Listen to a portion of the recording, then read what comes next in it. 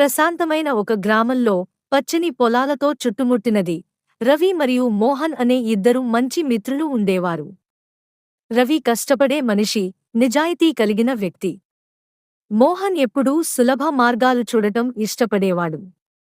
వారు తిన్నది, మాట్లాడింది, ఆటలాడింది అన్నీ కలిసి చేసేవారు. ఒకరోజు గ్రామ పెద్ద 3 నెలల్లో ఉత్తమ పంట పండించిన వారికి బహుమానం అని ప్రకటించారు.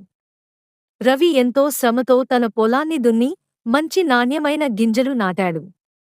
మోహన్ సులభ మార్గం కోసం ఖరీదైన కానీ నమ్మకమైనది కాని ఎరువులు కొన్నాడు. 3 నెలలు పూర్తయ్యాయి. రవి తన కృషి వల్ల పచ్చగా ఉన్న పంటలను పొందాడు. కాని మోహన్ పొలం ఎరువుల దుష్ప్రభావంతో ఎండిపోయింది. గ్రామ పెద్ద రవి పొలాన్ని పరిశీలించి అతనికి బహుమానం అందించారు. మోహన్ తన తప్పు తెలుసుకుని రవిని కలిసి క్షమాపణ కోరాడు.